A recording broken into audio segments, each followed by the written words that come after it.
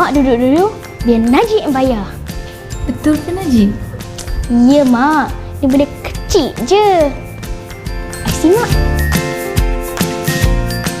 Terima kasih, Kak.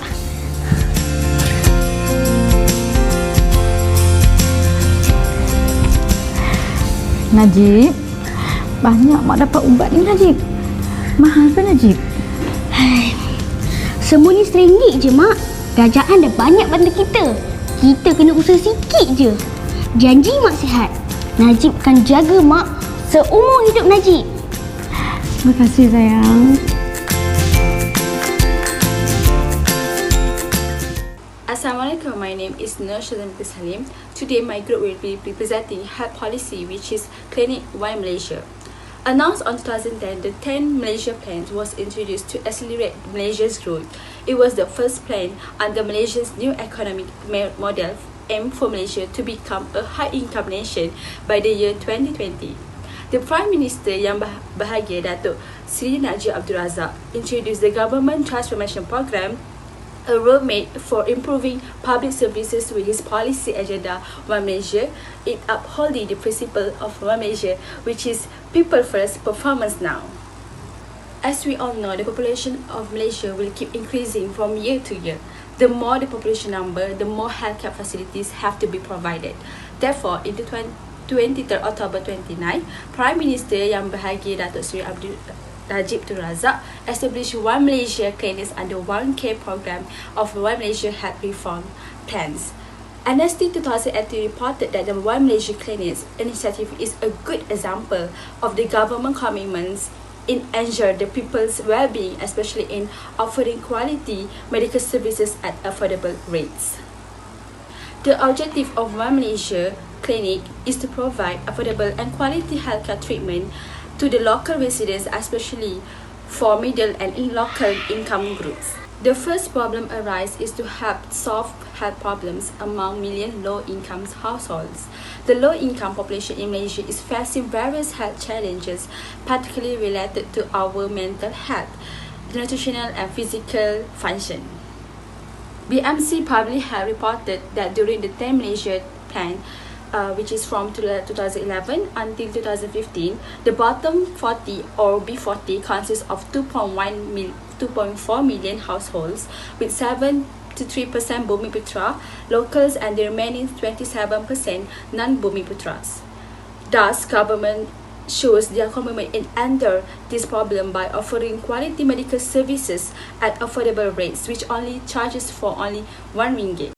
Besides, it's also free for senior citizens.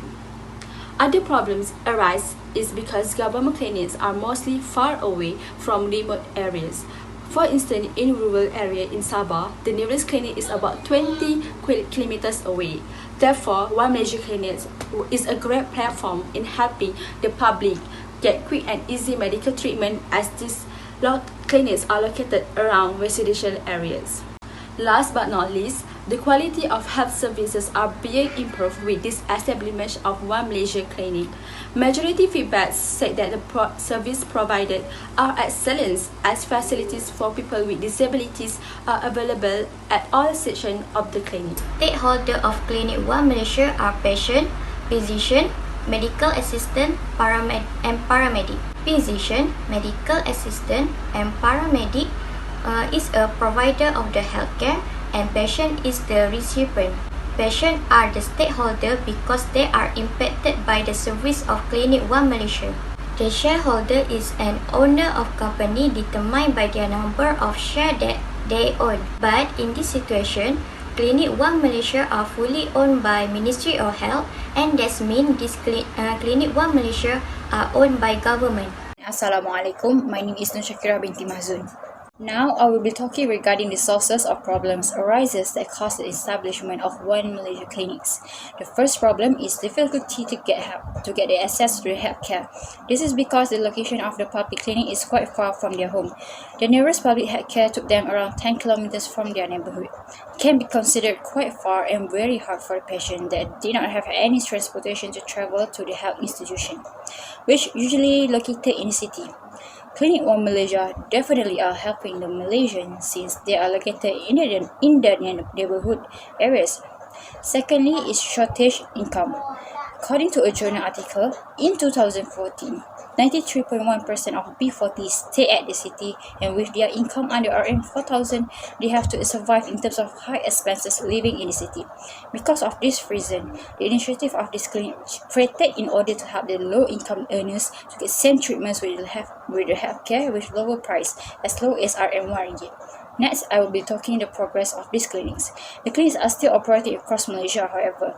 The former government had closed some of the cost-ineffective One Malaysia clinic to reduce inessential costs. According to former Health Minister, Datuk Seri Dr. Zulkifli Ahmad, 45 clinics approved to shut down since they have received low average intake of patient dailies. Besides, these clinics will be rebranding into community clinics, and the available clinics will be upgrading in terms of their system by allocating these doctors and proper drug dispensing unit to reduce the patient's waiting period. Lastly, I will explain about the parties that involved in these programs. These clinics are under the government, especially under the care of Ministry of Health. The Health Department always monitor this clinic in order to make sure there is no shortage of medicines or any problems in these clinics. Assalamualaikum. I am Siti Nurjanah binti Abu Hassan. So move on to my parts regards the challenges faced and the evaluations outcome in implementing One Malaysia clinics. As we know, the government has a high commitments to ensure that the quality of health service in the country can be enjoyed by all citizens. But with the world of globalizations, there is a challenge in developing these clinics. Main challenge are lacking number of labor and experienced personnel. Based on the experience of a former medical assistant that managed One Malaysia clinics, he says that he needs to do 4 different tasks in a day, from opening the clinic, registrations of patients, diagnosed patients, and prescribed medicines because of the insufficient personnel. Besides, One Malaysia clinic is being criticized because it's been operated entirely by assistant medical officer and nurses.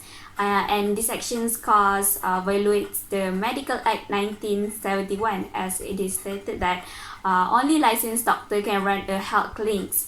Also, with the less experienced personnel, any unexpected incident can occur. To prove this, a study by a group of doctors in Penang revealed that medical assistants at government health clinic were found to be liable for many medications incidents. As being reported in the Star News, the One Malaysia clinics was found guilty by prescribing expired medicines to their 10-year-old patients that caused by negligence in checking their stock regularly. So move on to the evaluation part. I found that the establishment of One Malaysia clinic is effective and successful. It has achieved its objective of providing healthcare services to lower income group in urban areas. This can be seen with the increasing number of patients receiving treatments from 1.3 million in 2010 to 6.5 million in 2017. This data indicates that the implementations of One Malaysia clinic is successful, as more people are choosing this over private health clinics. Also, in measuring the effectiveness of the program, there's a study by a professor at University Malaysia Perlis on the public perceptions in implementation of One Malaysia clinics. The result shows that 93% of respondents agree that setting up this clinic will be very helpful to low income and moderate income communities. This is because with only just 1 ringgit, patients not only get treatments, but they will also be given medications that are compatible with the pain that they are experiencing. So, we moving on to the recommendation for One Malaysia clinic. The government need to provide medical personnel and improve pharmacy service by appointing pharmacists. Besides, the government also need to increase the number of doctors in Clinic One Malaysia and place more doctors in the outpatient departments to avoid congestion in the clinic. Furthermore, the government should consider the proposal to expand the clinic area to provide more comfort to the public. This is because most of the One Malaysia clinic are established in a relatively limited area, and at the same time, there are insufficient chair for waiting patients. It is hoped that in the future, the government may consider establishing a larger and comfortable One Malaysia clinic for the convenience of the public while receiving treatment. In conclusion, many users or patients who are seeking treatment at One Malaysia clinic are satisfied with service provided. In addition, the majority of them agree that the establishment of One Malaysia clinic can reduce the burden because the costs incurred for receiving treatment are cheaper for citizens and RM50 for non-citizens. This shows that the Malaysian government is very concerned about the welfare of the people. This is because with RM1, patients not only get treatment, they will also be given medication that are compatible with the pain they are receive. That's all from me. Thank you. Sebagai seorang ibu, kesihatan anak saya merupakan keutamaan saya dan ia memerlukan kos yang tinggi. Tapi itu hampir 8 tahun yang lalu. Hari ini, saya hanya perlu membayar RM1 jika salah seorang anak saya tidak sihat. Klinik Satu Malaysia telah banyak mengurangkan beban saya dan saya sangat bersyukur ia berada di dalam kejiranan saya. Saya Puan Mai dan keluarga saya adalah pesakit Klinik Satu Malaysia.